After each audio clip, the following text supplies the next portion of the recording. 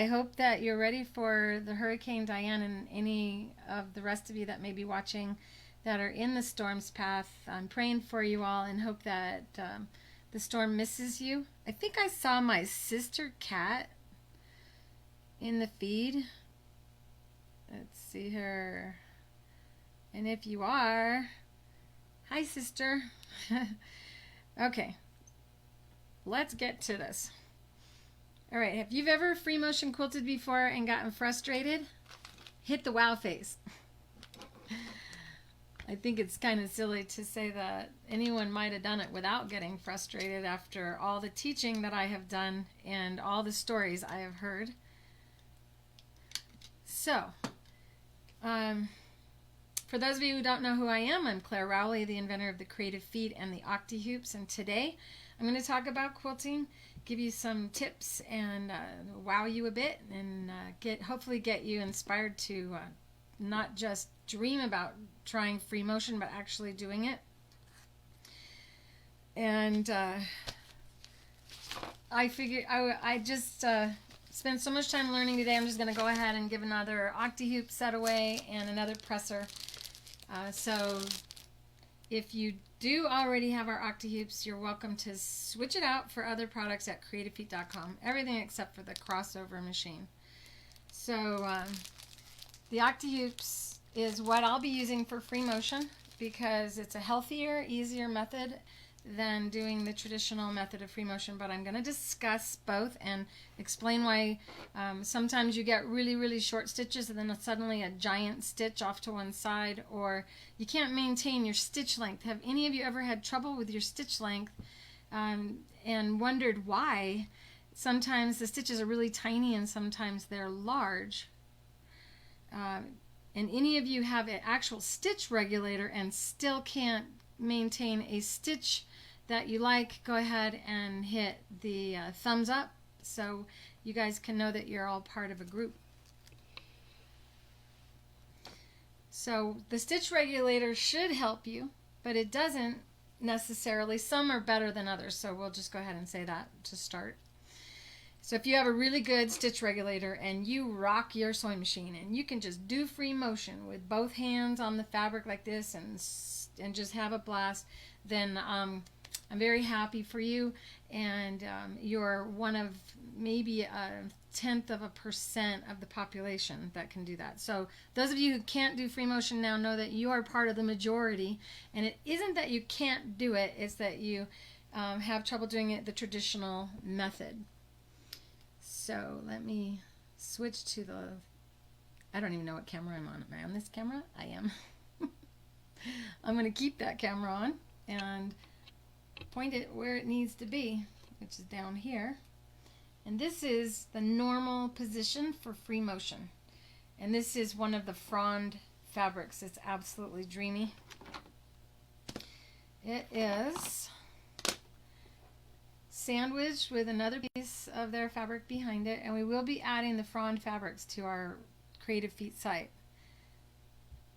See how the fabric is stuck? And for those of you who watched last night, God, I can't even begin to tell you how grateful I am for you to stick through that video because it was so bad with the sound. So see how the fabric is stuck to the batting? It's actually just static cling. This is the bamboo batting, and one of the reasons I highly recommend using it. So you don't have to use safety pins and safety pin, safety pin, safety pin, safety pin. And if you've ever done safety pins, you are a trooper to safety pin hundreds of safety pins on your quilt. Diane, as soon as I can get the frond fabric out, I will get it out. It has a lot to do with my web developer, which is my son, and he's kept very busy. So here we have a bare needle. If you've ever free motion quilted without a presser foot before, if you have, hit the heart. And this is how we all did it before the 80s when the free motion foot came out. Now there are times when I still use a free motion foot. In the case when I do art quilts like you see here. So this is one of my most popular displays at shows, and it is dyed fabric, and after it's dyed, the material becomes a little sticky. So just similar to using muslin fabric, because muslin also kind of sticks to the needle. So if your material sticks to the needle, then you'll want to use a presser foot. I'm going to be showing you guys how to do this in a real video, not a live video, because it's more efficient to learn in a regular video. Okay. One of the things that people struggle with is knowing what to quilt. So this is stippling. For those of you who've never done it before, stippling is just kind of stitching around, trying never to cross over where you've already been. So this part right here would be stippling. And then quilting, well, quilting, you can crisscross and go around your work all you want. And this is a very small piece of material, and what I did to warm up before doing a more complicated quilt. And here we go. Similar to this right here. So this is a design that you can print out if you join our Facebook group. And you'll see that on the closing clip or image that we leave on the end of the video. So the Facebook group is Facebook.com/groups/Clare Rowley, I believe. And that is where this pattern sits inside the files. And you can go ahead and do this using the same method that I'm going to be showing you now. And let's see. One of the things that makes the art quilts easier, because when we do art quilts, we actually stitch quite a bit of stitching on the material. So you see all that stitching right there. That would be, and I'm going to show you a still of that in a second. That would be a lot of thread to have on the back of your quilt. So when I do stuff like this, I actually don't back the quilt until I've done a lot of the decorative stitching, and then afterward, then I will go in and put the backing on and then do meandering or stippling along. So no one can tell how you stitched all that stitching on there because they can't see it on the back. All right. So one way of doing designs like this is to trace using the friction pins. And that is how I did this one here. A friction pin allows you to write right on your material. Ah, isn't that awful? I'm just writing right on my fabric. And this friction pin happens to have an eraser on one side, so you can actually erase. But it's designed for an iron to actually just instantly iron it away. And if you use that, and I've been told that the friction pin comes back if it gets cold, it absolutely does, unless it's washed. Once it's washed, it disappears forever. Because I test these kind of things to make sure that you guys aren't taught the wrong information. So this is micro quilting, and very, very lightweight because I use the Invisifil thread, which this spool right here and a bobbin of it, like a full bobbin like this, is enough thread to quilt a queen size quilt. It's very, very thin and really strong, and they mute it so that you can't really see the thread reflecting in the light like you do from a normal 40 weight polyester. I'm going to go ahead and give you a real close-up shot of the micro quilting to look at here. And thumbs up if you can still hear me while you see this, because if that's the case, we have an improvement over last night. The friction pin is actually made by Pilot. So what you're seeing there on the screen is a penny to help you see just how small you can quilt with the Octi-Hoops. If you've any of you've ever done free motion quilting without our Octi-Hoops and tried to do a small design like that, you know that your body is just instantly in pain from having to do that. And I'm going to show you why it's easy with the Octi-Hoops. So you can go all the way down to a 1/16 of an inch and even smaller. However small of a movement, you can move your fingers. You can actually quilt that teeny tiny shape. And now I have a camera in front of the camera. Did I determine that I do have sound on this camera? I can't remember. So we'll just go ahead and go with the Logitech. It's the one I want to use now anyway. And now you know what brand of camera I'm using.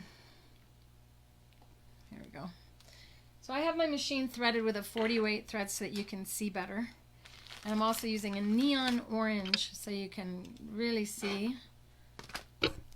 And I have the bamboo batting by Winline, which we sell at creativefeet.com. So if you already have the Octi-Hoops and you're the winner of today's giveaway, you can add the bamboo batting as one of your giveaway items if you like. So here we go. And this is the traditional. Somebody wrote boom. I'm not sure what that means. Yes, Deborah, I would, after doing the art quilt, I then do more stitching after putting the backing on. I'm putting my glasses on. You can't see that because I have it focused right here. So the reason that a lot of you struggle with free motion quilting is because you have a sewing machine underneath. I have a cell on my phone here. Okay. And there's my little hippopotamus looking up at you guys. So the sewing machine surface is sticky. If you try to slide your finger and push down against it, it really, really jerks. So if you're quilting and you're pushing down, this is what happens is the quilt sticks to the machine, and that's when you get small stitches. And then when your hands loosen up a little, you get big stitches. And it's because you're a human being that you have trouble maintaining an accurate stitch length. So I'm going to go ahead and do it, even though it's not good for me or healthy to use my hands in this position. Some people get really good at free motion this way, but they're generally still using a presser foot. And I know it sounds weird having the inventor of a line of feet say that using a foot is not a good thing. And I'm going to show you really quick here what happens when you don't, well, let's just try with a quilt. When you don't have a foot on, the needle enters the quilt and then it exits the quilt, and you can see how the fabric raises up with the needle.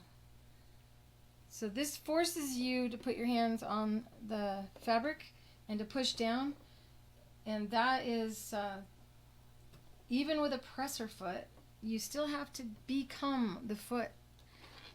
So by removing the presser foot altogether, you can see elements on your fabric that you wouldn't be able to see. Those of you who use gloves, they kind of make your fingers stick to the top fabric, but there's nothing helping the back fabric.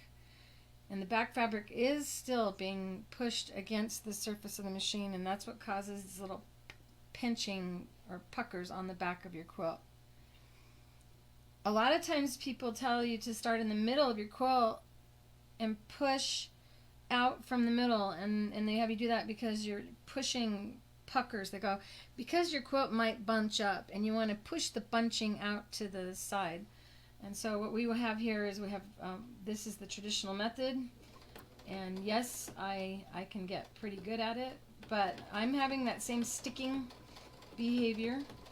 In case any of you think my painted machine makes my fabric slip more, it does not. So I'm already feeling some discomfort in this part of my hand on both hands. And if you've ever felt that, go ahead and hit the wow face. Know that you should not continue doing anything when your body sends you a signal of pain. It's trying to warn you not to do it. Or your hands might experience some permanent injury. If you purchase the Octi-Hoops and haven't gotten them out of the package yet, you do receive 3 in the kit. Now, the purpose of the 3 hoops, let's see if I can smoothly switch cameras. And I'm not sure if you have sound on this camera or not. I'm sure one of you will tell me if I don't. So you get 3 hoops in the kit, and they're very lightweight. There's no magnets used in the Octi-Hoop design. This is simply math, as every octagon has the same angle on the inside and the outside, no matter how big it is or how small it is. So when you bring the corner of one to the corner of the other, they become connected based on using resistance. So when you push one object against the other, they resist one another. And so we're going to be using math and science to quilt, and you don't have to know math and science to do it. So 3 hoops, which one do you use on top? Because we're going to put one underneath the quilt, and it's going to stop the fabric from getting pinched by the sewing machine. So this one or this one, and which one goes on the bottom. So what I tell you is whichever one is the closest to your hand in size is the one that should go on top. So this is the best one for my hand on top, and I'm going to now use this one on the bottom. However, I have had customers come up and go, I like using the big one on the bottom and the little one on top, and then they move it around within the perimeter of the larger frame. So everybody's different, we all behave different, we all drive our cars different, and this is a lot like driving a car. So I'm going to go ahead now and show you. We take the bottom frame and put it beneath the fabric. I'm going to switch to the other camera so you can see better. So we have a bottom frame beneath, and it actually kind of elevates or lifts the quilt up above the bed of the sewing machine, and it becomes really, really slippery. So I don't know if you can get the feel of that, but it's floating above the bed of the machine, and the quilt actually is not now going to experience any sticking or pinching from the bed of the machine. Then we take in place the smaller frame on top, and it nests within the perimeter of the bottom frame, because it would be really scary to quilt with something underneath that could break your needle and you couldn't see it because your quilt is on top. I'm so excited we have sound. This is 1,000 times better than yesterday's video. There we go. So the principles behind using the Octi-Hoops is that you're going to not just use the frames, but you're going to also incorporate a little handle, and it allows you to move your fingers. So I'm going to see this hand is not even in there, and see how I can just draw with the top frame, but the top frame is not attached to the bottom frame until we bring one corner of one frame into the corner of the other. And once you do, the whole quilt moves in unison. And this is the real sweet part of using the Octi-Hoops. If without them, if you took your hands and you tried to move, you end up with this kind of buckling that occurs in the quilt. But with the Octi-Hoop, because of the 8 points of the frame, it allows you to spin your quilt around and won't allow that buckling to occur. That's part of the way people break needles, is by having the quilt all of a sudden buckle on you and you're not able to see it because the foot's blocking your view. So let's get to sewing. We have designs on the fabric here that are fun to look at. I'm going to go ahead and bring the bobbin thread up by lowering the needle and bringing it back up again. Now this is the baby lock, and I use the scissors so it cuts a really small bobbin thread. There we go. And if you're a person that wants to win art quilt or competition quilts, what you want to do is have your thread remain long, and then you'll thread these 2 ends through a needle and take the needle into the fabric in between all the layers.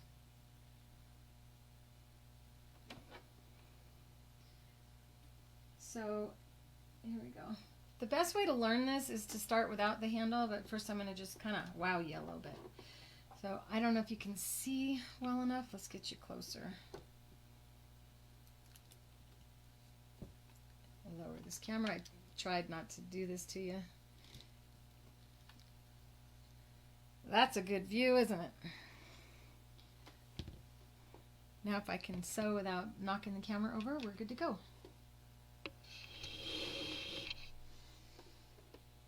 So can you see the pattern on the fabric?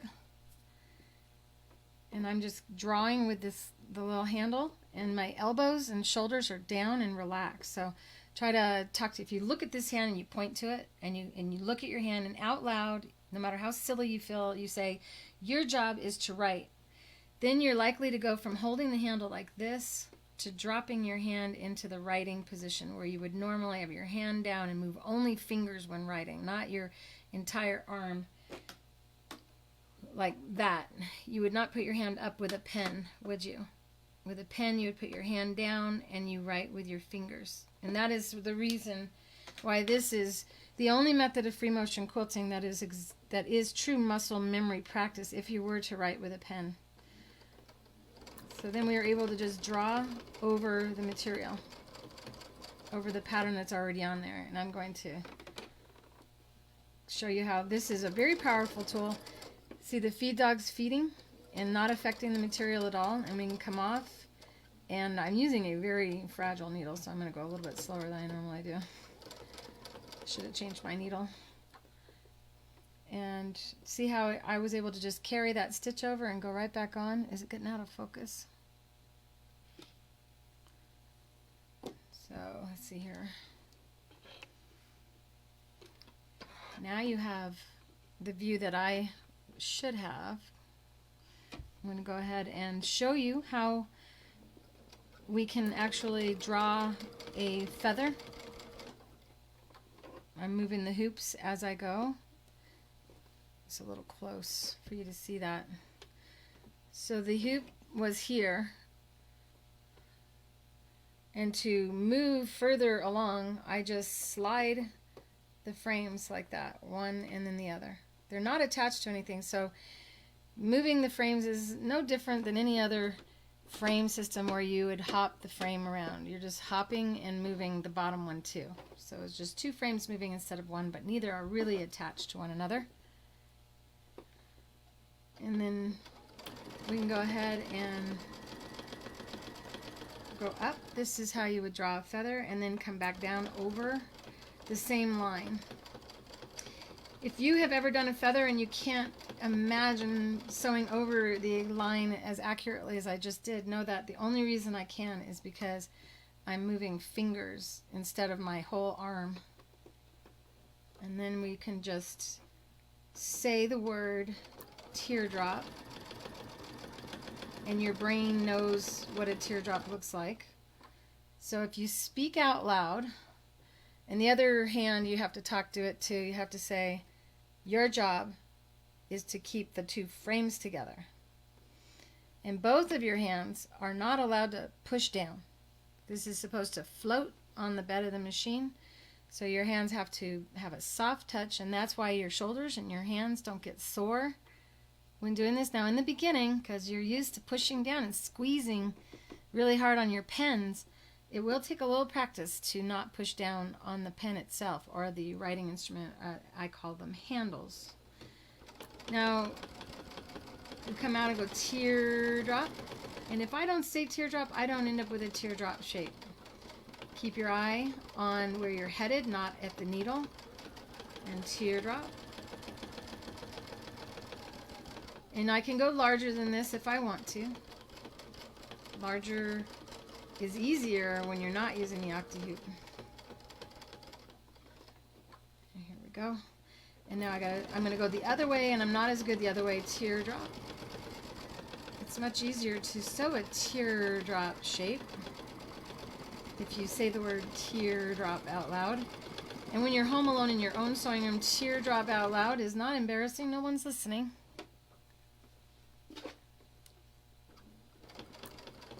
Echo quilting. Any of you not know what echo quilting is? It is simply sewing a distance away from another stitch and continuing all the way around and maintaining the same distance. I'm going to now lower the feed dogs because they've been up the entire time. And now the fabric won't move as much. For any of you that were noticing the fabric was moving. Know that I am not thinking about my stitch length at all. That your brain kind of picks up on what you truly desire, and I've had people ask me, how come their stitches are always the same when they use the Octi-Hoops? They can't figure it out. Does that sound funny to you? If it does, use the laughing face, because you might be that person. If you've ever drawn a zero, now these are the worst zeros I've ever drawn because I was looking in the wrong place. A pebble on a quilt is a zero on a check. You've written lots of different size zeros over your lifetime, so you are qualified to draw a zero. As long as you move just your fingers, it becomes a very simple task to do that. And that means that you can go over and over and over the same area. See how accurate I'm able to go? And then the needle will start having trouble if I keep going over the same zero. But see how I was able to do that over and over again? And whenever I do pebbles, I usually go twice over, and I do that so that you don't see where I started and where I stopped, so it gives you a nicer look. And once again, I just move the frames, keeping my elbows relaxed. And I'm going to go ahead and switch the camera a little bit so you can see my body posture. 1 second here. So, elbows down. Kind of like you're hanging out, talking to your friend on the phone, and you have a cup of coffee.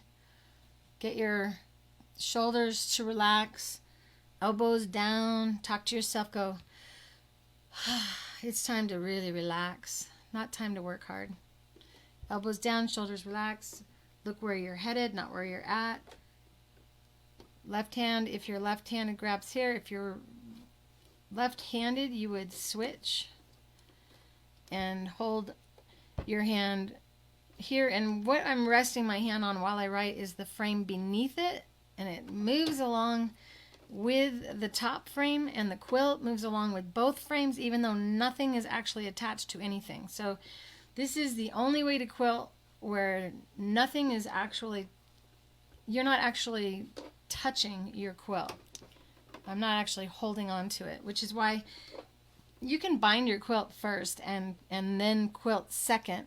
Yes, you can. So if you're shocked by that, go ahead and hit the wow face, because back in the day we used to bind our quilt using the back of our quilt, and we would bind all of our corners, and then we'd bring the back around to the front and sew a 45-degree angle and wrap the back to the front. And then it would automatically start folding under, and we would hand sew, or I came up with a hands-free method of binding your quilt that way, which, if any of you have seen my binding video on YouTube and also in the Creative Feet fan page, my binding video, I show you how to quilt or bind 100% by machine, and you don't see any stitching on the top or the bottom when you're finished, and you can bind a king-size quilt in about an hour. That's the whole process, by the way. So you finish a quilt, you go, yeah, time to bind my quilt, and throw it on the bed instead of a month or 2 months from now. And I say that before showing you my son's baby quilt, which I'm going to show you how I would finish it today, because it's 33 years old and I never finished the binding. So see my body posture? Let's see. Watch, see my elbows are down. All other free motion techniques, your elbow has to be up in order to move both hands at the same time simultaneously. So that is the other reason why this is so much easier. And I just keep moving the frames. It's a very easy movement. If you are concerned about the shape of your sewing machine, I'm going to show you something. I was going to use one of my small sewing machines, but I didn't have time. So I'm going to make my big machine smaller by taking the free arm, and now I'm just going to sew with just the free arm right here. Here we go. Switch cameras. Just the free arm now. So if you're thinking that the shape of your machine will stop you from being able to use these, see how they still just float over the machine? And I switch and I put my hand like this. And I'm just keeping, as before, one corner in the corner of the other one. So now I'm able to still glide, and I can even pick this up in the air. See that? If you can't pick it up in the air, if it falls off the table, if it sticks on the side of the machine like that, it's because you're pushing down against the machine. So it takes a little practice, but once you get the hang of not pushing down, it becomes much easier. Like I get to where I can put my elbows down. And I'll go ahead and continue with this. I'm having fun. Are you guys having fun? And if any of you are preparing for the hurricane, as I mentioned before, my prayers are with you. I'll go ahead and draw my pebbles, which is just a 0 over and over again.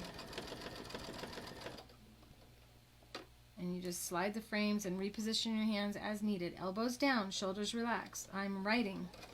These are the words I tell you to say. I'm writing.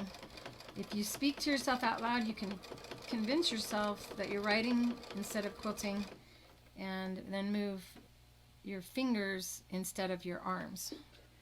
Are any of you getting bored watching this? Because I can move on and show you something else. And for those of you who are coming in late, this is the Octi-Hoop. It's a kit of 3 frames, and I'm using 2 of the frames at the same time right now to quilt this. I was going to show you something else. Let's stop doing the feather. If you have the ability to write your name on a piece of paper, you can write your name on your quilt very small as you can write on a piece of paper. See that? That's my name. And by the way, I write better on a quilt than I do on paper most of the time. What else do I like to show? It shows, I like to show you that if there's anything that you can doodle, or anything that you like to doodle, that's a great thing to start with. So if you can doodle a heart, then you can draw a heart on your quilt. And if you can do it once, then you can do it again. And again. And again. And choose whatever shape heart you want. And keep in mind here, what you are seeing is me quilting on my free arm only. See? Not a big sewing machine, just the free arm. And I'm not saying it isn't easier to use your machine on a larger surface, but it is, and because it is, but it's also good to have the sewing machine stick up higher than your cabinet. So if you have a cabinet, you want to make your machine, you can adjust it so that your sewing machine is about that much taller or higher than the, let's see.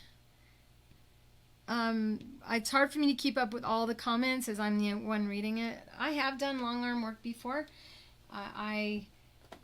If you are a long armor and you want to do a better job, if you get 2 slings and wear the 2 slings so you can put your elbows down inside the slings, you will do better at free motion with a long arm, and you can actually steer with your fingers instead of using your arms. So stippling would be just, my camera's underneath the quilt, there we go. Stippling is just simply steering and kind of filling in areas by swirling around and trying never to get back where you, or trying not to cross over where you already were. And then we just slide again. We slide the bottom frame, and then the top frame slides over. And I'm a little awkward because I got the camera right next to me, not allowing my arm to rest. Let's see, what else do I show you? I like this. This is one of my favorite designs, the herringbone. I just hit the camera. I don't know if it made you dizzy.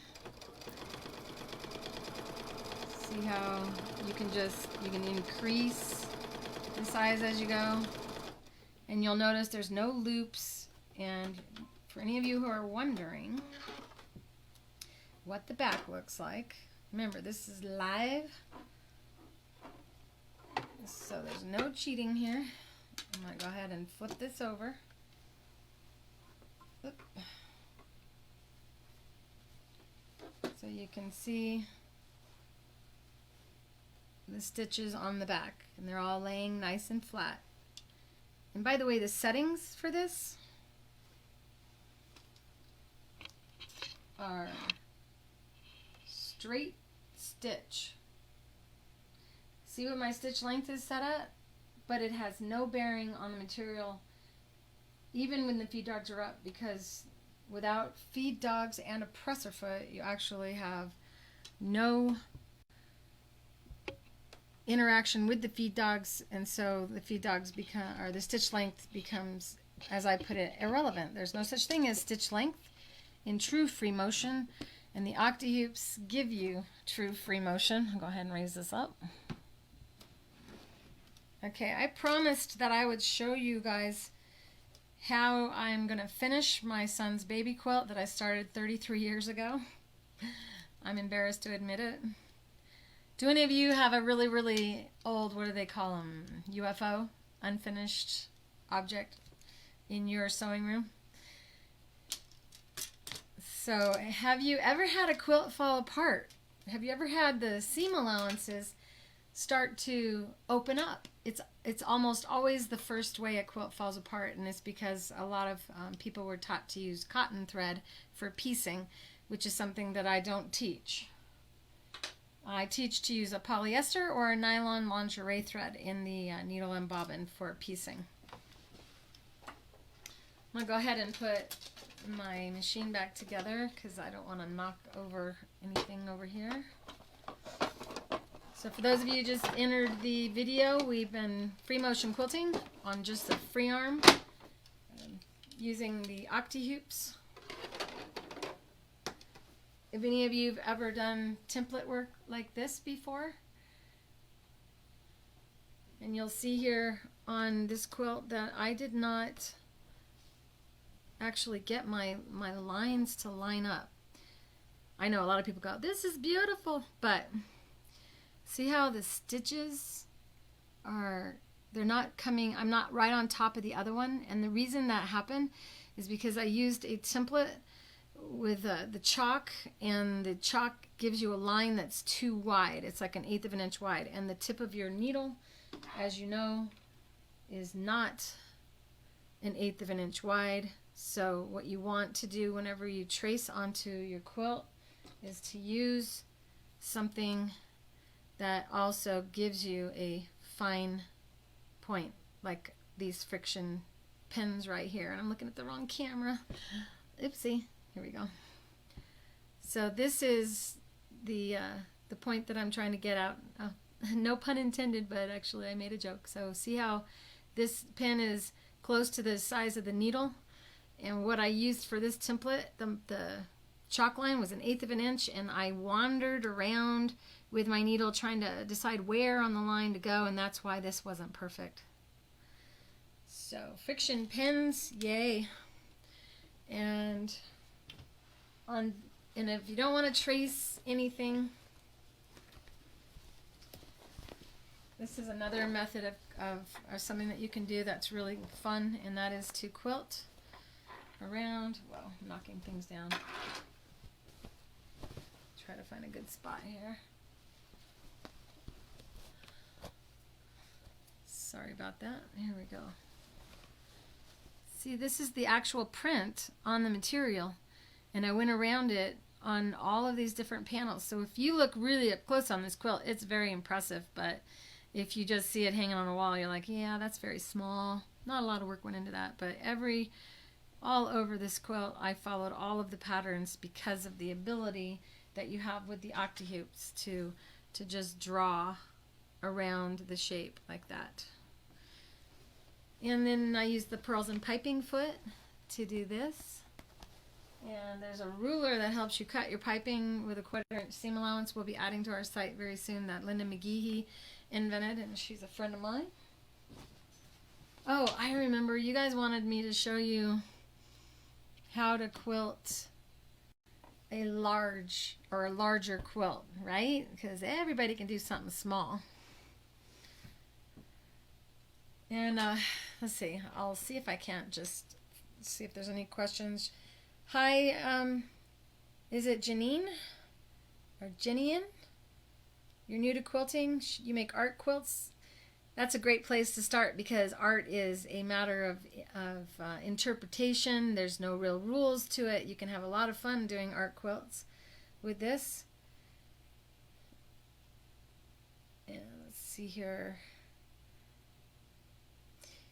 So yes, unfortunately, cotton thread in the seam allowances, the cotton thread, because it is a natural living organism that is now dead. Anything that is alive that dies begins to do what? Cotton fabric also, though, is a living organism. However, they treat it, and there's laws being passed now to actually expose the fact that there are cancer-causing agents on our fabric. I know you're not wanting to hear the depressing part of sewing. But if you touch your cotton material, know that you should wash it because you want to wash out the chemicals that are in it as well as get the dyes that are looser, like red dye tends to bleed more than any other color. A lot of the dyes are made from living organisms too, and so they're not stable, and that is why they can just bleach out or leach out into other colors.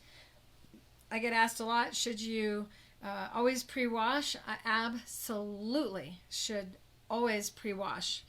And I say that, but a lot of times I don't because I have no intention of ever using the quilt or the item other than just hanging on my curtain at a show. And but however, you really should because it's safer for you to handle the material after it's been washed. There are other educators that teach you to quilt your whole quilt, piece your whole thing, and then wash it. And the problem with that is that your fabrics then shrink, and if you're using cotton thread, so will your cotton thread shrink, so you're going to get some puckers. So if you pre-shrink all your fabrics and you use polyester thread, then you won't have any shrinkage. And you can also use the nylon invisible thread in the bobbin and only use one bobbin for your whole quilt and not have to worry about changing bobbins over and over and over again. Okay, so here we have a quilt that I started a long time ago. And what I initially did was use spray adhesive in between. I used it on the batting I guess this is a fusible batting. And what I'm doing to quilt on it now is to unlock that fuse because it's easier to quilt without the fabric and the batting being connected to one another. If you have a spray adhesive or a fusible batting, I recommend using a free motion foot with the Octi-Hoops. But if you don't have to. So what I've been doing is disconnecting it, and I can quilt easier, and I can not use the foot. So here we go. And I promise to catch up on your posts once I'm done filming. This is the largest quilt that we can do and actually have you see enough to understand that you can do it. I have computer on the table with me and other things that make it difficult to quilt. Now, I have a really cool idea for you.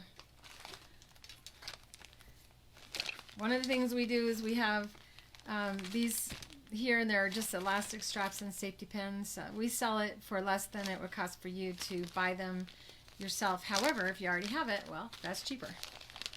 Inside of the Quiltlets package are 20 safety pins and 20 pieces of elastic. And they're cut the right length so that you can wrap your quilt. And I'm going to go ahead and switch cameras. There we go. So you can roll up the bulk of your quilt like that.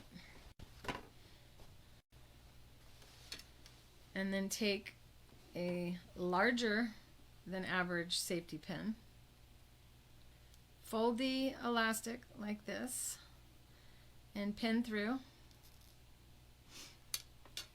And then you pin to the side of the roll, not on the roll.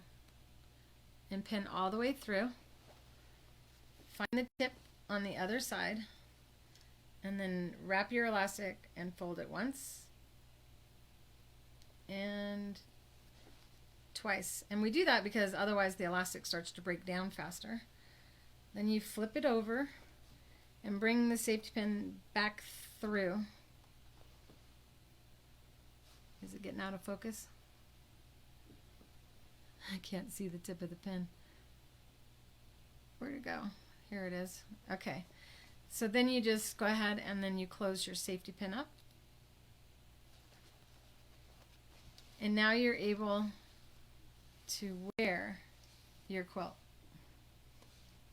This one usually gets everybody excited at shows. So basically, one of the most difficult parts of quilting is holding on to your quilt while moving around and grabbing hold and moving it and grabbing hold and moving it. So if you're wearing your quilt, you don't have to actually do that anymore. So you can just wear the quilt on both left and right hand. See? So as my arms move up, my quilt moves up. As my arms move back, my quilt moves back. And that makes it so that you have one less thing to think about, the quilt. The quilt will automatically move with you as your hands move, and the hoop will move the quilt. So in essence, what we do with the Octi-Hoops is we quilt without touching, without actually maneuvering the quilt. I'm going to go ahead and see if I can't give you a better angle. Now, say the quilt's even larger than this. Let's see. Maybe I need to use this camera. I don't think that's going to help. Let's see. The sewing machine is so big. You can take larger pieces of elastic. I'm so excited about this one. If you have a sewing machine like this and you have the ability to close the lid, you would want to close the lid when doing this. I'm too short to see over my sewing machine when I'm filming, so I always remove the lid of my machine. And so I should not do this, but I'm going to show you what I would do when I'm quilting a larger quilt. Is I take a safety pin again and a longer piece of elastic, and then I pin into the quilt. And I came up with this for a woman who had her left hand amputated a long time ago. She was quilting and she was hurting her stump by pushing down while quilting, and this was long before the creative feet, and I think I was about 20 years old. So what I did was I had her make little loops of elastic on top of her quilt and put her wrist through, and she was able to quilt without holding on. So if you have a longer piece of elastic, then you can take and put it over your sewing machine. Because what we want to do is we want to not actually touch the quilt while quilting. I'm going to safety pin these two pieces of elastic together to make them longer. And you just take that piece of elastic and go over your sewing machine like that. And what you're trying for is just a little bit of a lift. You don't want it to pull the quilt up like that. You want it to just know that the sewing machine itself is going to help the quilt slide across or over your bed of your machine. So two safety pins, one on the back of the machine, back here, and one in the front. And then when you use the Octi-Hoops, in conjunction with that, the weight of the quilt is even lighter, and that's how you'd handle a king size quilt or a queen size quilt should you feel any fatigue when working with the Octi-Hoops.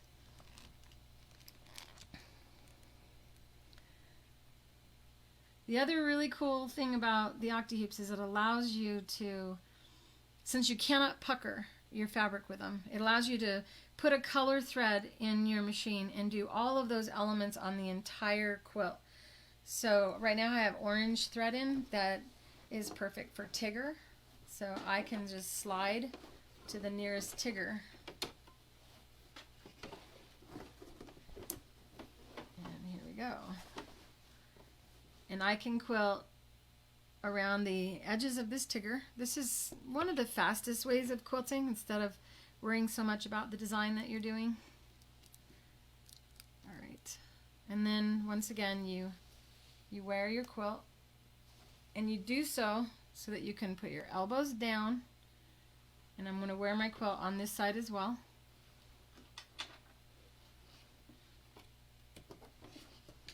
And underneath is the bottom frame, the frame that's larger than this one, and I put this hand rests, this hand here rests on the bottom frame.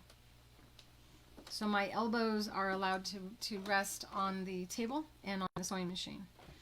And in this case, I don't know if I've disconnected the fabric from the batting. I have to think because I really want this quilt to be good. So I'm quieter when I'm thinking. I'm walking around most of the time not thinking at all. That's why I never stop talking. So as we go around, I'm following the outer design. I don't have my glasses on, which I should because I can't see as well. And then I'm pulling. Let me show you.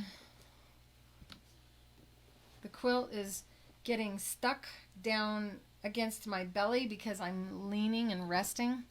So you want to make sure that you're not actually laying on the quilt, because it gets really cozy when you can put your elbows down while quilting. So this is the method that I use for free motion quilting something larger. Elbows down, shoulders relaxed. Talk to yourself, say I'm tracing, because in essence that's what quilting is tracing a pattern that is on the material. It's as simple as that. So free motion quilting is only difficult if you don't have the right tools to do it. The hardest thing about free motion quilting though is not starting in the first place. So if you've ever wondered, what does it take to be good at free motion, know that there are certain elements that are required in order to do any creative venture. And number one is belief you can. I know those of you who saw this last night already saw this screen, but it applies to every video that I do, every technique, every project I do. You need the belief that you can, the desire to learn, the tools and supplies to make it easy. The Octi-Hoops make it super easy. Someone to create for. So like I'm doing this little Disney quilt, this would be great for a baby. Maybe I don't want to make a quilt for myself, but oh my goodness, to give something like this to a baby is so fun. And that's the next thing. It must be playful and fun. And then of course you have to start, which requires opening the package. So for those of you who I challenged last night to open the package, I got several emails today from people saying, I opened the package. So now you need to actually start, and it's best to not start on a quilt that's big, because it's the same as trying to start out in college and skip nursery school, kindergarten, elementary, middle school, and high school. You need to start in a place where you don't feel threatened by making a mistake. Another really important element of learning how to do free motion is try not to do it with somebody watching you, especially somebody that you admire and you really would be devastated by their response. So you want to make sure that you feel like you're in a safe place, and it doesn't matter what you're making, because you're not really making anything that really matters.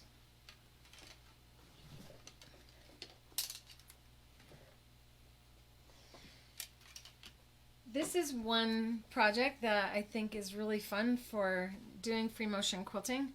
It's a good starter project. You just get some Christmas fabric or any kind of project that you want to do. A placemat. I do a lot of placemats, and what else? Those hot pads. They're super fun, little tiny projects. And if you're going to do a bunch of hot pads, what you want to do is quilt your fabric as a large piece, and you can draw the square for the hot pad. So you're quilting to the edge of the pad, but you have not actually cut it yet. And that makes it much easier for you to proceed across the quilt working with the Octi-Hoops. All right, so back to, another really great one is this one here. This is on my YouTube channel, and I believe I also have it in the Creative Feet fan page on the Facebook page. And this is a material that, oopsie, wrong camera, Logitech. And here we go.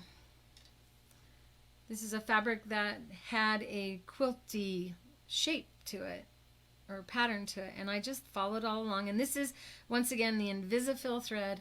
The Invisifil, not invisible, comes in 60 different colors, is available at creativefeet.com, and it is a dreamy thread. It's very lightweight, so you don't have to worry so much about what needle you use.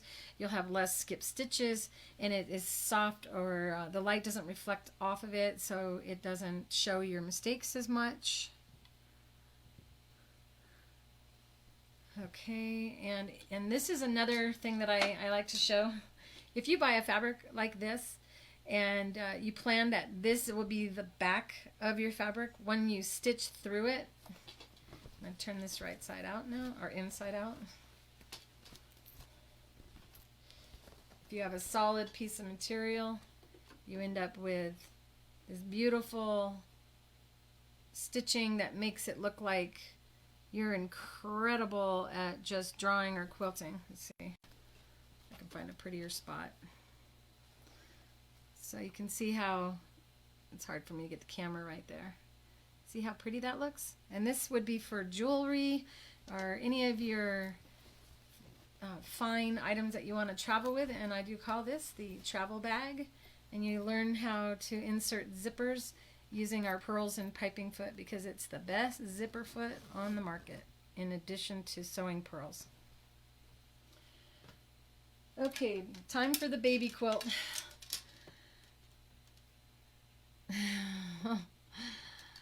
Let's see, the art quilter came in, and I don't think you guys got to see this, so let's look at this up close while I get that baby quilt ready.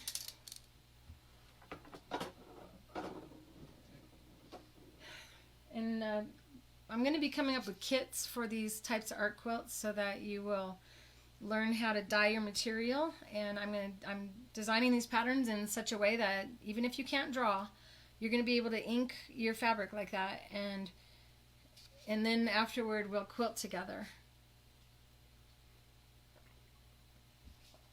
Okay, let's go to this camera. Once again, the giveaway today is a custom-made fabric presser, just like yesterday. I don't know, I keep doing this, and I got so many pressers to make.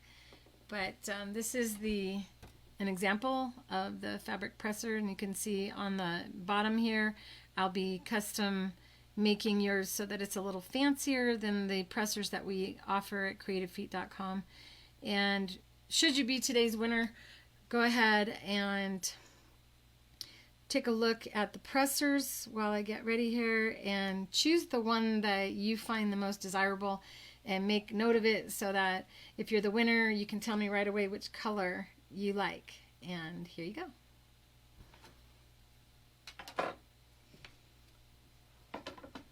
Tinkerbell, you want to get in your spot? Come here, baby. Now, come. Want to get up here? Come here. Come here, sweetie. Now, come on. People are watching. Nope? Okay. There we go. Phew, it's hot in here today. What do you think of those colors? Now that we're very close to sold out of the pines, the woods, the browns, and the wines. And I'll go ahead and I'll let you look at them again when we're just about done, and even though we are just about done now. And this is my little helper, for those of you who haven't met Tinkerbell yet. She didn't have her spot the whole time I was filming, and she was down there going, when are you going to let me sit back on my chair? Here she goes. I didn't show you this, and this is a design done using our stick and rinse stabilizer. You can see how accurate that was done. And you might think that I actually was that good that I could just draw that, and I can promise you that I'm not.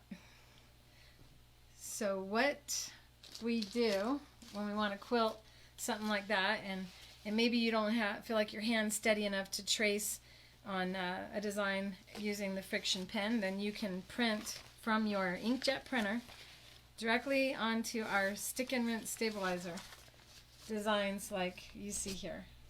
And this would be perfect little designs for micro quilting. This is how you win prizes, you guys. You enter your quilt for free motion home sewing machine with designs like that, and they just are blown away with your skill. Just imagine quilting something like that. That would take a lot of time for you to trace. So what you do is you take our stick and rinse stabilizer and you attach it to the paper first, and then you run it through your inkjet printer, and you end up with a sticker. And that sticker, you apply it to your fabric after removing a release liner that protects the adhesive from getting on anything, and the adhesive is water soluble. It's the same stabilizer that you see here, and how I did this eagle.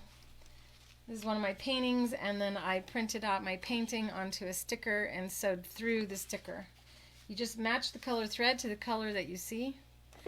And yes, you can use the Octi-Hoops for free motion embroidery as well as free motion quilting.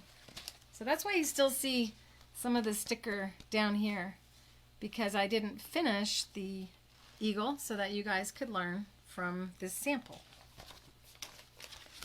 Alright, but I already showed another video and several videos showing you how to embroider with the Octi-Hoops, and today it's about quilting. And what you may not be able to see is that this fabric does still have the sticker on it right there. See how it's shiny? And what our stabilizer does is because it's non-stretch, it locks your quilt and stops your quilt from stretching as you quilt with it. And then this is from customers peeling it off. I'll peel off a piece for you so you can see as well. So just take a little. This is one of those times when I'm like, where are my tweezers? I just pulled the stabilizer and it came clean away in all these other areas, but once you, this is when I need my glasses. Alright, so we get to where we can grab a piece. Oh, the joys of live. Are any of you going, use a pen? I can hear you. Invisible in the bobbin.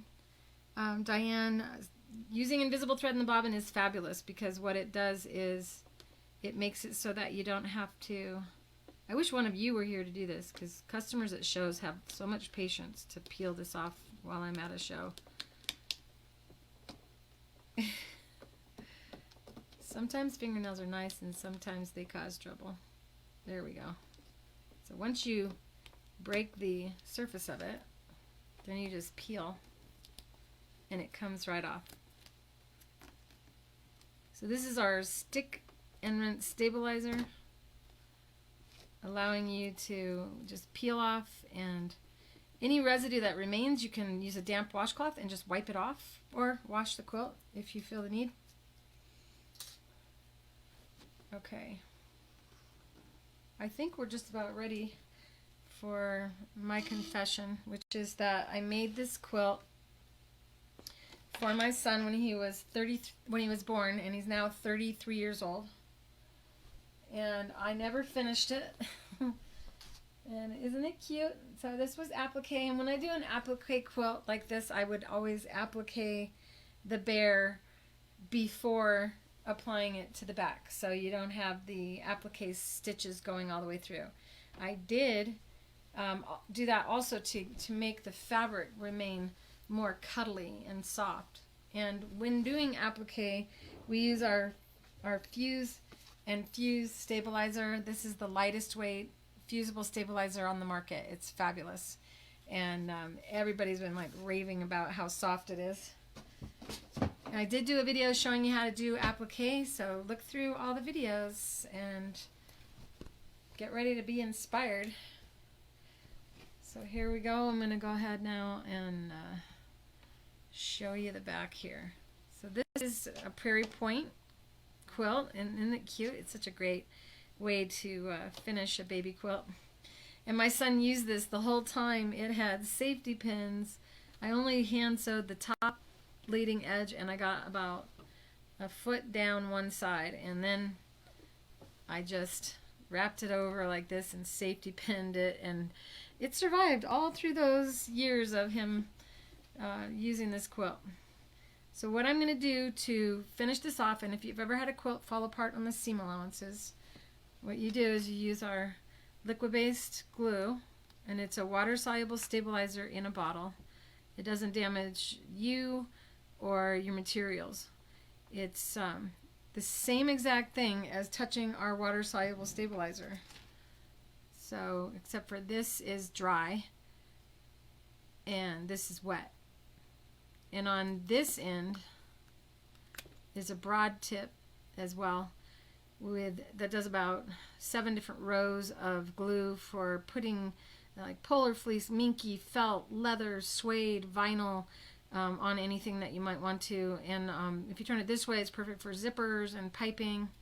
Positioning your items down before sewing 100% of the area covered or supported by the glue so that it never peels up on you as you go.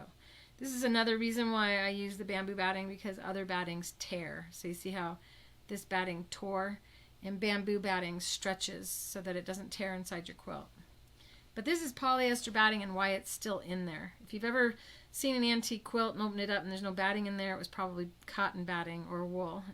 So we just do a line of the glue right on the material.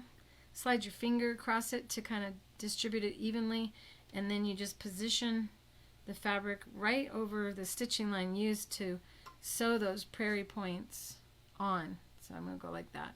This is similar to my binding technique. Using the basting glue is very, very important part of it. And then we use invisible thread, and I'm going to stitch that down once and for all so that should my son decide to have babies, well, or his girlfriend once they get married, I know I'm jumping a little ahead, then this quilt will be ready for it to be passed on. So that's one of my confessions, and the other one is that right there is my king size quilt that I did not finish because I didn't have enough fabric. And the fabric that I used is on a lot of this, the one I really like in there is actually the backside of a fabric, and it was a really ugly fabric, but the backside was amazing. And unfortunately I don't have any more of it. I might try to get you guys to see if any of you have it in your stash and see if I can't finish my quilt, but I think I'm pretty much given up, and now it's become a cloth that hides all of my fabric, so while I'm filming I can have a mess over there and you can't see it. Alright, I don't think I showed the pressers, did I? So here are the pressers, or did I? I did, didn't I? A California King. Yes, Diane, that's what size bed I have, and that is when I get the top of a quilt done, I will be filming. I won't do it live because it would be cruel to make you watch me do it live. But I will be showing you guys the steps in videos on how I do it so that you know how to handle a larger quilt. You can also quilt as you go and do squares and quilt those squares, and then see how fast this is to get this ready instead of pinning and pinning and pinning. And you just adjust it until you get it positioned just right. Wear your glasses. And I'm not going to make you wait while I do the entire quilt. I'm going to put on the satin edge foot and show you how we can hand sew that binding on by machine. And I'm going to switch to, we'll let you stare at, let's see, what do you want to look at? The art quilting again. Sorry I don't have more for you guys to look at, but there you go. And I'm going to change to my thread to invisible thread in the needle and the bobbin. And since this baby quilt has soft pastel colors and white, I'm going to use clear, which is the lighter shade of invisible thread.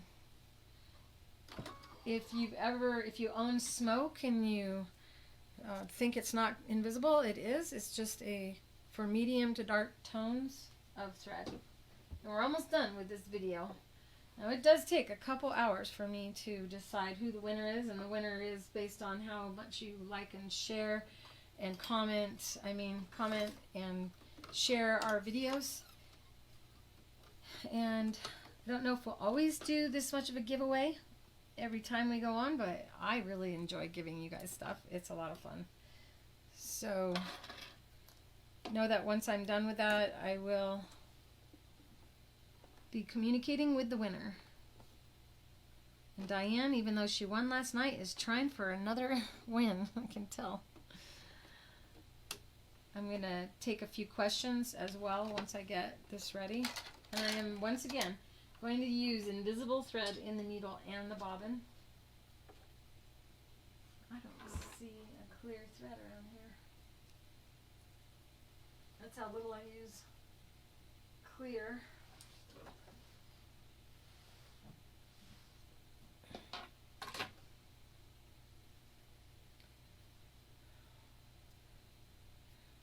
Okay, let's see. Oh my. I don't have a clear. I'll just use, let's see if I can use a white on the Invisifill thread instead. Or lingerie, I'll use lingerie thread. Lingerie is another thread that I talk about a lot, and it is used when you need a really strong thread. So if you're going to make an heirloom quilt out of someone's t-shirts and the fabric is stretchy, I would highly recommend the lingerie thread over using a polyester even, because lingerie stretches and comes back to its original shape just like the fabric does when you stretch a stretchy fabric.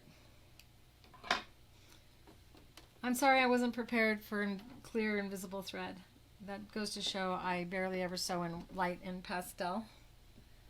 And you're going to end up seeing some of the bobbin thread because I'm not going to make you wait while I wind a bobbin.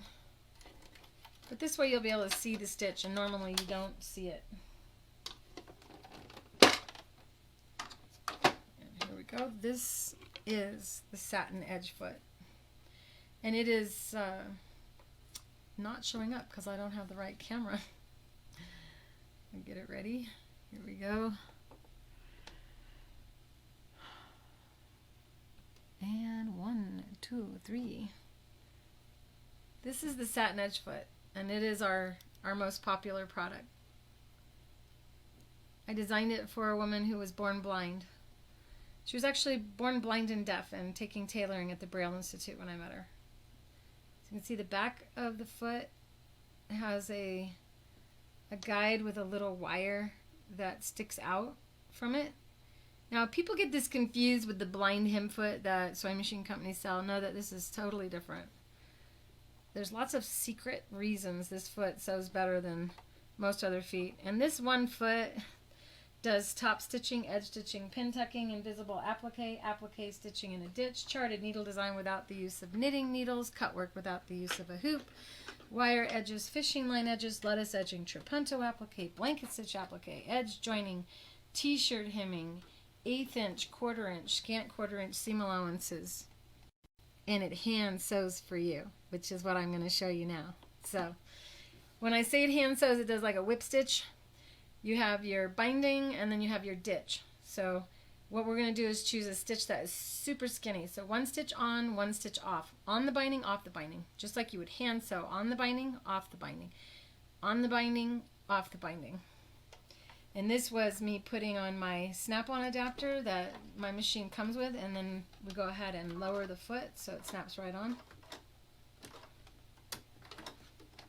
There we go. And I'm going to select a stitch, so I like to show you what I'm doing. Try not to get dizzy. Here's a little bit of a view of the front of my sewing machine. And I don't know if you can see past the cameras up there and the lights, but there's Lorelei's Designs fabric. It's one of my favorite things to do for practicing embroidery. If you're not good at coming up with your own designs, you can buy fabrics that already have a design on them. The feed dogs were lowered for the second part of the free motion part, and I'm going to use a zigzag stitch at a 1 millimeter wide width. Now, if you really want invisible, you can even go all the way down to 1/2, but not all sewing machines can do a 1/2 inch wide zigzag, so I do the 1 so that you can see that. Also on a quilt, you don't need to go so short on your stitch. You can take it all the way to 3, and that's how often your stitch will catch on the actual binding. And here we go. Next step is to follow the instructions that come with the foot for the invisible binding and invisible applique techniques, because yes, you can also use this foot for invisible applique. Try to get this camera to focus. Let's see. It probably would like something underneath the foot.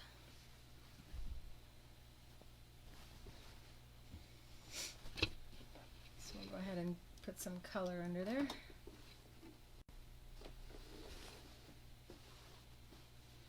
So say you have a quilt and the seam's starting to break.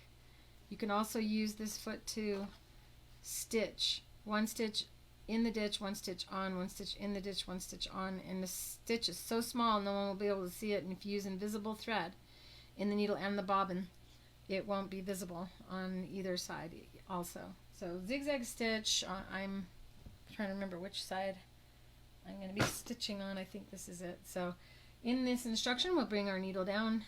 We don't know which side of the zigzag swing it's going to do. So 1 stitch on. So now we know that was the right swing, and now it's on the left. So the left swing is the swing that goes in the ditch,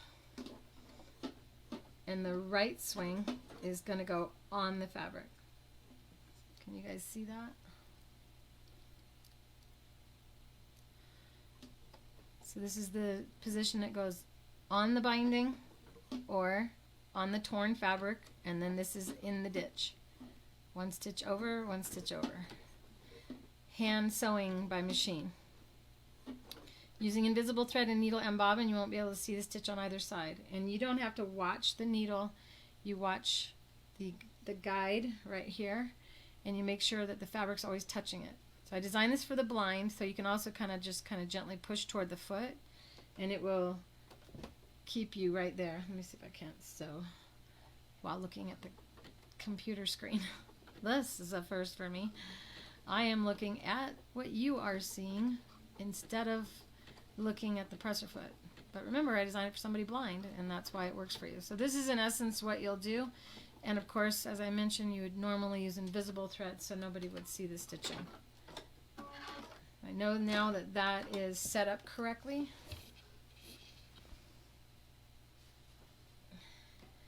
And I'm going to put my son's quilt here and do a little stitching for you. I would normally have it sit on the other side, but I got camera equipment. Normally I would have the bulk of the quilt be over on the side, but we're sharing this table with the camera.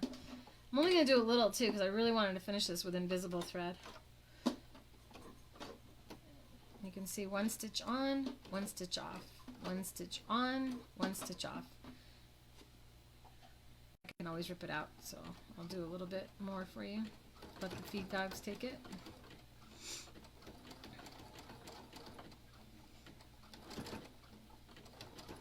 And let you see it. Here we go. So you see how it kind of just hand stitches? And it's lined up on the other side as well. So it lines up in the actual ditch. Of course, with invisible thread, you don't see it at all. And with that,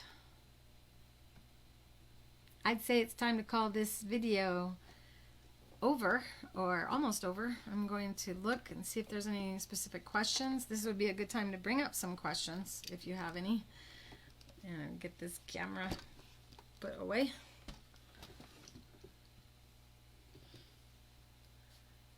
Here we go.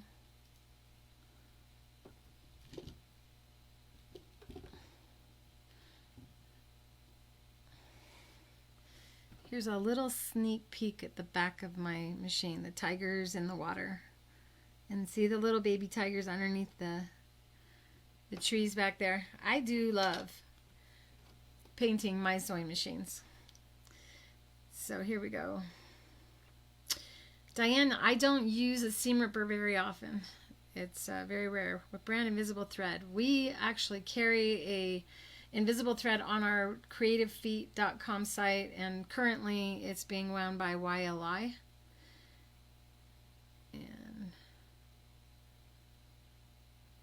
And Dolores, yes, I did use the guide wire. When you push toward the foot, it doesn't let you go too far in one direction. So when I said I push toward the foot, I'm actually relying on the wire to guide. But you may be thinking about the fact that I'm not sewing over the wire. In essence, sometimes we swing over the satin edge guide wire, and sometimes we swing to the side of it. So on the invisible stitching, it's such a tiny stitch width that we always we can't swing over the wire because the wire is too big for us to swing over in that particular technique. So the width of the wire itself is 1 millimeter wide. So if we use a 1 millimeter wide zigzag stitch and try to swing over that, we will end up making it's really a cool thing actually. That's what we call the charted needle, and you can kind of mimic hand embroidery using the satin edge foot and use charted needle fabric and create what looks like hand embroidery. So you can do charted needle design. If any of you do that by hand, hit your thumbs up. No, now you can do it by sewing machine. Let's see. Hi, Sina. Hi, Sharon. I'm glad you guys are liking the video. Thank God at least I got it to work. Sorry about the start being rough, and hopefully I'll get this down so I can spare you from having issues in the beginning. Yeah, hand sewing actually can damage your hands. Sharon, I'm right there with you. I can only hold and I think it's true of most people. It is simply hard to hold your fingers together for a long period of time when they're close together. So the more hand sewing you do, the more likely you are to feel fatigue in your hands. And if you don't listen to your brain warning you to stop doing that, you can end up losing some mobility in your fingers. As the woman I designed the pearls and piping foot for had beaded wedding dresses her whole life and could no longer open her fingers. And that is how I created that foot, and why it's the only foot in the world that sews every size of bead, rhinestone, chain, cord, and wire, and you don't have to hold on to the trim as you sew, and also sews your zippers on so well. And anytime you feel the need to stick your finger down on the machine like that, just put your presser there instead, and that will keep your hands from becoming damaged as well.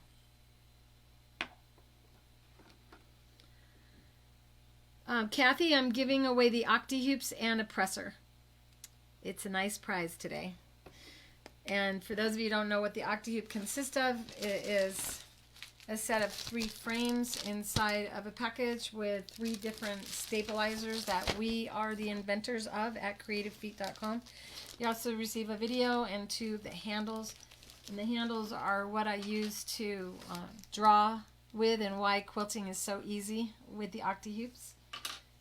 And in addition to that, a custom presser that I'm going to make fancy for you, so you'll be the only one with that fancy design on the back end, and it's going to be made specifically to fit the size of your hand. so that you don't hurt your hand by pressing and pressing and pressing over and over again. And our pressers are ergonomic, so you won't feel fatigue if you, let's see, if you use them to fold things over and over and over again. So if you are a paper piecer, this is a dream come true for you. You get perfect creases with barely any muscles at all used. And if you're going to make a quilt and you're going to piece and then iron, piece and iron, I piece and press, and piece and press. If you go to a class or a retreat, you just take this and you don't have to keep getting up and sharing the iron with anybody. It pays for itself in probably one day of not using your iron and the electricity bills that you would pay for. And so what you want to do is go ahead and look through these colors and tell me in when and if you're the winner today, which presser color you would like.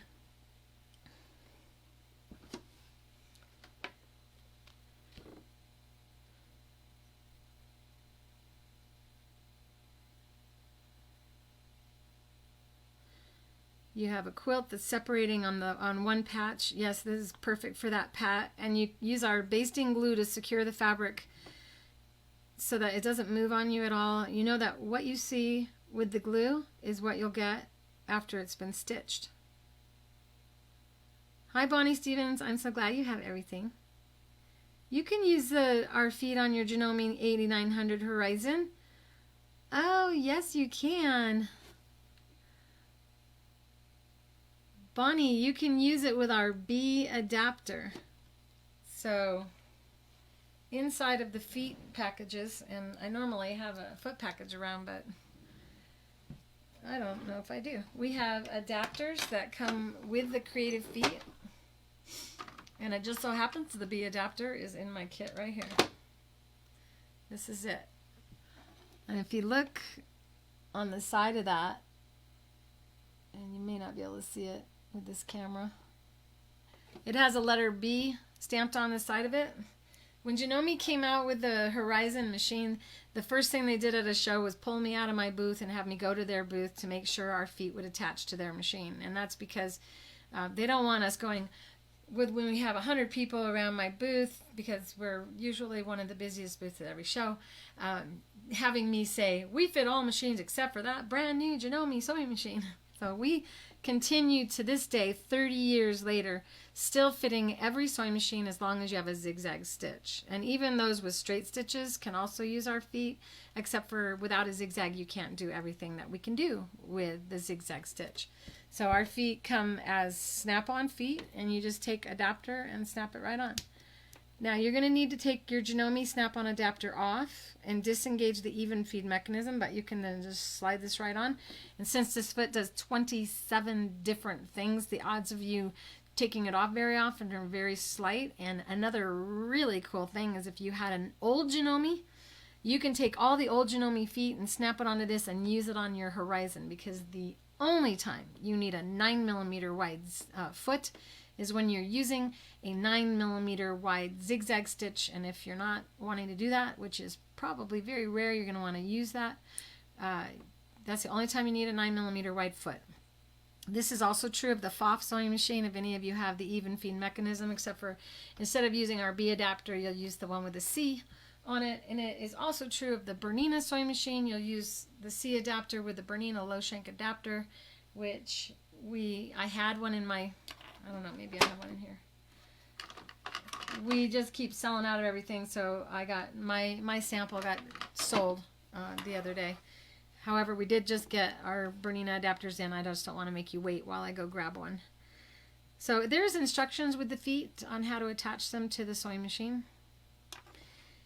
How many layers can you sew through using our feet, Kathy? It is not the foot that governs how thick your sewing machine can sew through. It's your sewing machine's presser foot lift capability.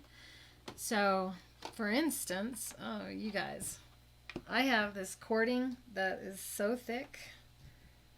I'm going to be showing you guys how to sew it. I don't think I have it on this side of the sewing room. But it's about this thick, and it can't fit underneath any sewing machine's presser foot, including industrial sewing machines. So I have a different way of sewing that. So what happens is if you try to put something beneath your sewing machine's foot that's thicker than your sewing machine can sew, this is what happens. The foot, even though it's lowered, see how this is now flimsy? That means the tension discs are not closed on your thread.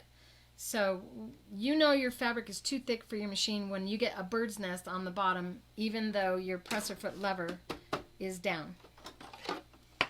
And that's true on industrial sewing machines as well. It has most to do with your needle, what needle you use. The needle is important, which is why in my Creative Feet technical guide and workbook I tell you the needle and thread to use so you don't have to learn it.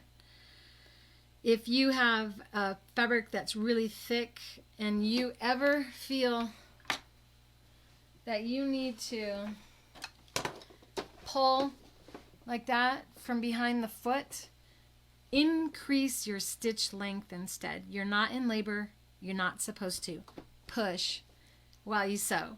Increasing your stitch length instead. The feed dogs pull for you, and they in essence are doing the pushing, and that's what we want. We want our sewing machine to help us sew a more accurate stitch length. When you get over the thick area, you simply reduce your stitch length back to what it was before, and you're good to go. Lynn, I'm not going to go into the other room and come back. So let's see. I can only go so far because there's so many comments. Lynn, who's doing my video? This is a one-man operation or one-woman operation tonight. My assistant couldn't be here today, so I'm alone. But this is live, so it's not as important as when we do a real video like you'll find at our YouTube channel, which is on the closing document or image that I'm going to put up on the screen. You'll have access to all of my social media, so you can add it to your computer. We'll leave that up, and you'll be able to join our Facebook group as well, where I tend to hang out more than on our there's lots of ways to reach me. I'm very accessible. In fact, today, before we went live, about 2 o'clock, I don't know if you're watching, whoever called, I answered the phone and she goes, "A live person?" And then I said, "Yes." And she goes, "Is this Claire?" And I'm like, "Yes." And that's the joy of being a small company. We don't have computers answering the phone and making you go through, touch 3, touch 4. I really enjoy all of you, and spending this time with you means so much to me. You're making a Lucy Boston. I wish I knew what that was. I'll have to look it up. Especially with arthritic fingers, yes. And know that my specialty is working with the physically and visually challenged. So all of the Creative Feet products are ergonomic. They keep you from doing any additional damage to your body if you've already had to have surgeries from misuse of your hands, for instance. If you've had to push down, if you push down too much, or if you type too long with your hands pushing against a table and you've cut off circulation and created carpal tunnel syndrome, or if you have grabbed hold of something too long without actually also, I'm going to give you a little exercise. Be careful if you're like really active and wanting to do it right away. Know that if you have not done this for a very long time, that you could do some injury to your hands. So this is what you should do every day, really. Every morning before I get out of bed, on the headboard behind my head, I do certain exercises, and I am more limited now that I have broken my shoulder. I still don't have full range of motion, but I'm determined to get it. So you can see I'm still limited, but it's getting better. I'm determined. Okay. So before you get out of bed, you should whenever you want to do this, but we're doing a lot of this, grabbing purses, opening jars, carrying sewing machines around, carrying your purse, grabbing hold of the steering wheel, especially on a long drive for me. Like I'll be driving all the way to Seattle very soon to do the Quilt Craft Sew Show this November, and afterward I get to see my son, very excited about that. And then I'm also doing the International Quilt Festival in Houston. Make sure you come see me there if you're going to that show. And I can tell you right now, best show ever. Biggest, baddest show there is. And even if you're not a quilter, you will love that show. It's the size of 10 football, like college-sized football fields. It's huge, and I will be there. The next show that I'll be at is the Quiltcraft Sew Show in Pleasanton, California. That is the Bay Area near San Francisco, and it could be the last time I'm in that area for over a year. The San Mateo show is currently not available because they couldn't get the venue back. So if you are in that area and you've come to see me before, be sure to check me out. I'll be in my booth and we can have a lot of fun together. And following that, I will be in Fredericksburg, Virginia.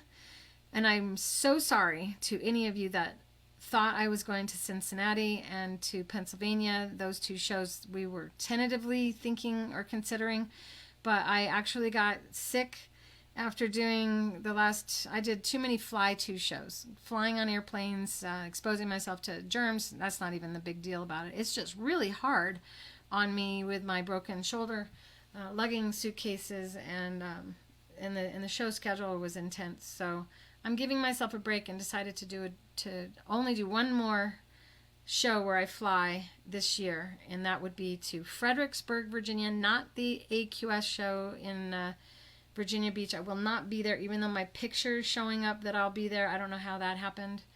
Somebody told me I'm listed as being in Virginia Beach. I'm not sure I've ever been to Virginia Beach, which I find interesting. So, Barbara, you love the cotton candy. That is a popular one. The Crafty Gem and I just bought one of the cotton candies, Vanessa. And let's see. I'm going to take 2 more comments and then we're going to go ahead and call this over. And know that I never list prices on these videos, and we do have shows or sales from time to time. If you are on our newsletter list, be sure, if you're not yet on our newsletter list, be sure to go to creativefeet.com, and there's a newsletter link and you can easily join there for free, as I am going to be doing a club section. Actually, it's going to be the Creative Feet Academy, and because I know so many different types of sewing, so it'll be up to you what you want to learn from me. And my goal, I know you're not going to want to hear this, is to stay home, to not be on the road so much. So events, I know I keep talking about having retreats, and I do plan to, and we will start first in Arizona. Have you guys come to me, and then from there we'll see how it goes. And if any of you want to be an educator with the Creative Feet, know that we will be doing teacher certification classes so that you can go on the road and instead of me. And email me at info@creativefeet.com and just put the subject line as teacher certification class. Let's see.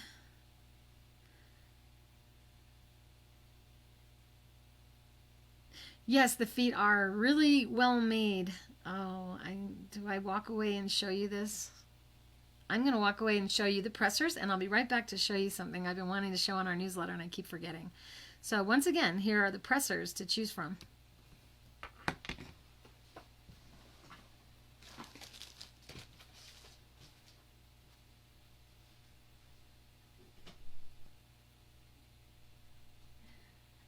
Here you go, Tinky. Come with me. Last thing, and then we're almost done, and then we can get you a cookie.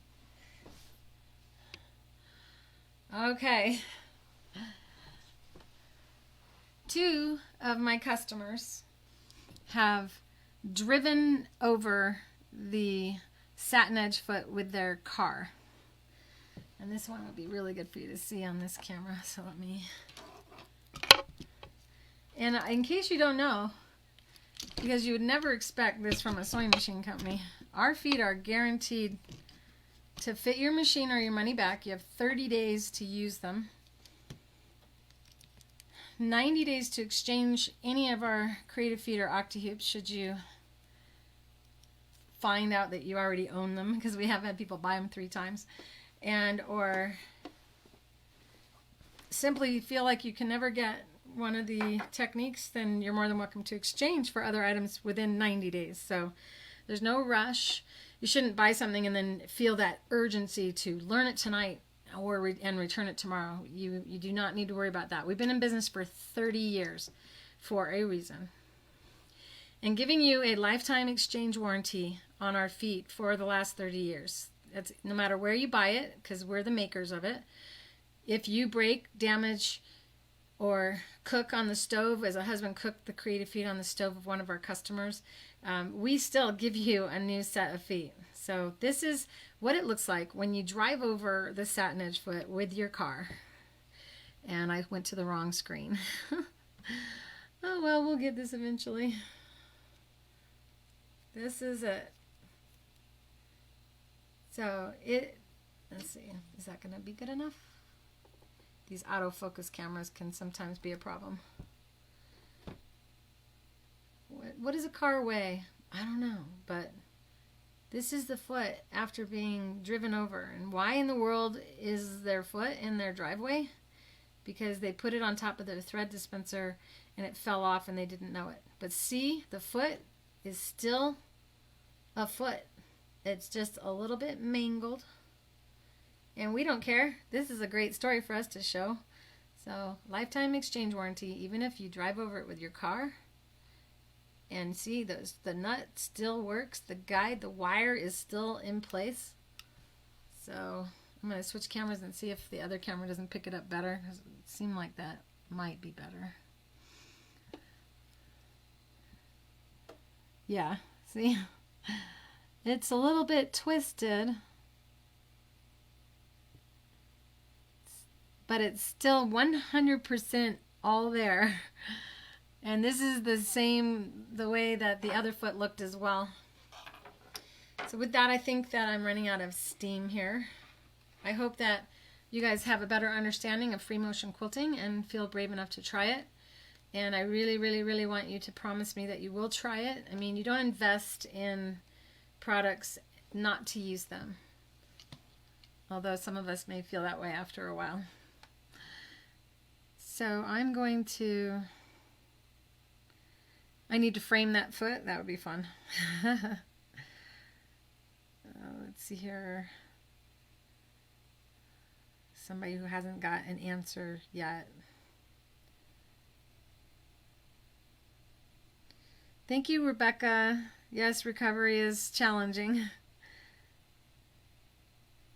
Thank you, Lynn. Yeah, everything being ergonomic and healthy. Oh, I was going to show you the exercises. Man, I'm never going to end. Okay, here we go. So before I get out of bed, I put my hands up against the wall and try to get my wrist to flatten down like that. A lot of us sleep with our hands like this as we sleep. And the body tends to want to curl up our fingers over time the older we get. And it's really just trying to get a break from all the holding and squeezing and twisting that you've done all the years. So before you ever do this really aggressively, make sure you start slowly. And this is another thing that I do. I put all my fingertips together and just start bringing the fingers together with the arms straight out. And then eventually the wrists down. Then I push back this way. And what I'm trying to do is lengthen the tendons and muscles on the bottom or on the top of the hand, which is what is getting from all of the isometric exercises of holding things and not letting go.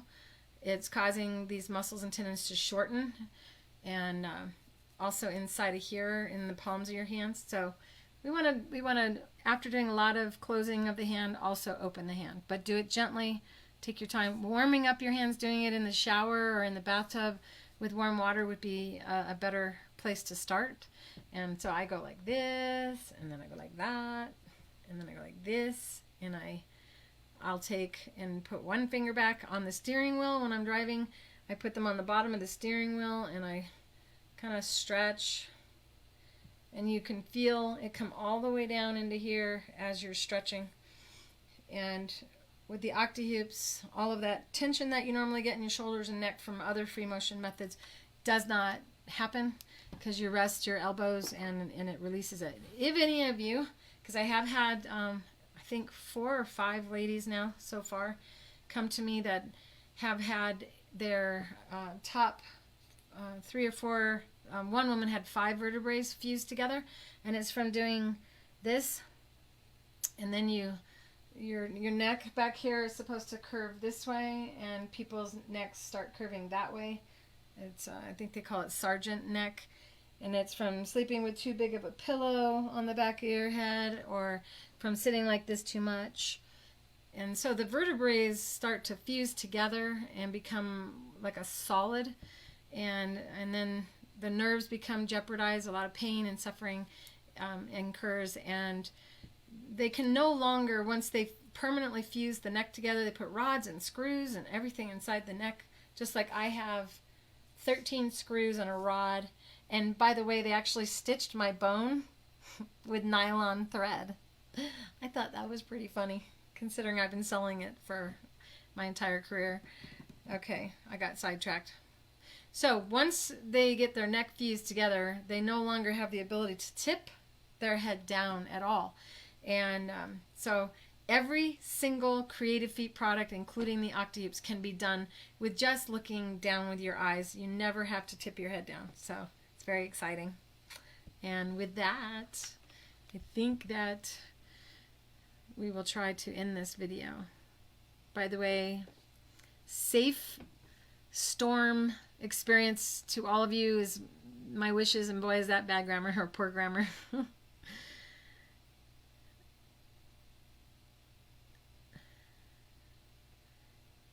And let's see.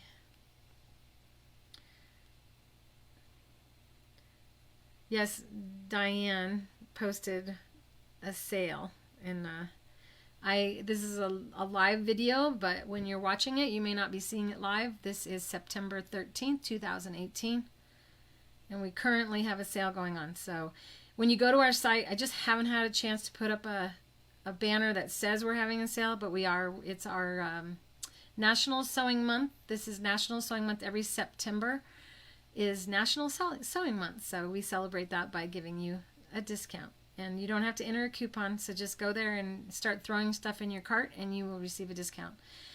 It's very rare that I ever talk about sales on a video. If you're watching it and we're not having a sale, I'm sorry that we're not, but join our newsletter and then you'll be notified whenever we do have a sale, so you don't miss out on the next opportunity to save.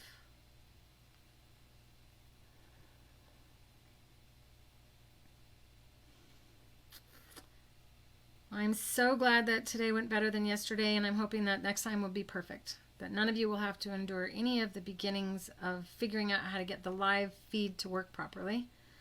And I can't thank you enough for your patience as I'm learning how to do this. I have been filming as long as there's been video cameras, so I have a lot of experience at filming not live, but the live. I can do live as long as someone else is handling the camera, because we were on the Home Shopping Network, and my very first live appearance, they announced me on set, and I said, because I had an earpiece and I could hear the producer and the director, and I'm like, they said, and now introducing Clare Rowley, inventor of the Creative Feet, and I said, I'm in the makeup chair. If any of you saw the movie Joy, it was a long time ago, back in the 90s, that we were on the Home Shopping Network, and they used to make my makeup all really gaudy, and I'd go in the bathroom and wipe off the lipstick and put on my own lipstick because I didn't like how they did my hair and makeup. And but I was in the makeup chair, and I actually had to walk on the set live, and I was nervous doing regular video, but once I'm live, I feel like there you are on the other side, and we're just hanging out. And I hope you feel that way as you watch this. And I'm going to stop talking because I'm paid to talk, and I never stop unless you guys, say, hey, stop talking already. Congratulations to whoever won today's giveaway. I'm going to probably always have a giveaway whenever I go live because it's fun. And now, let's see. Yep, I think it's time to take you to the page where you can share or get all of the information that you need to follow me. And thanks for hanging out, and thanks for watching.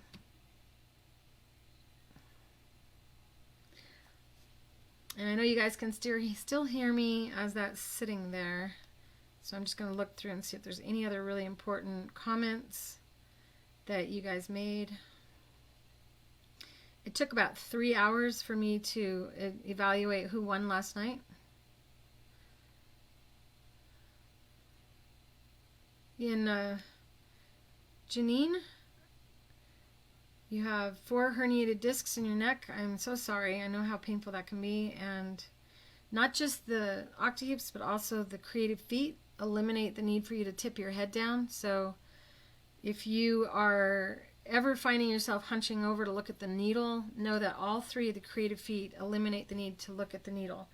I've even had people call me up to tell me, hey, did you know that you don't have to look at the sewing machine needle with any of your feet? Yes, Lynn, I need sleep tonight. Last night I announced I was going live tomorrow, and it's very likely that I'm going to go live again, because in order to get good at anything, you have to practice, right? So you all promise me you're going to practice doing the free motion? Promise? We already did this last night, so at shows I make people promise. I go, put your hand up and let's shake on this, and look me in the eye and promise me that you're going to try. Well, those of you who are in the storm zone, you know, I'll give you 3 weeks. Everybody else, 2 weeks to try at least one of the creative feet techniques if you already have them. And if you don't already have them, well, you can join the thousands and thousands of creative feet users. We've been around for 30 years for a reason. Yep, I think it's time to say goodbye. Bye, everybody.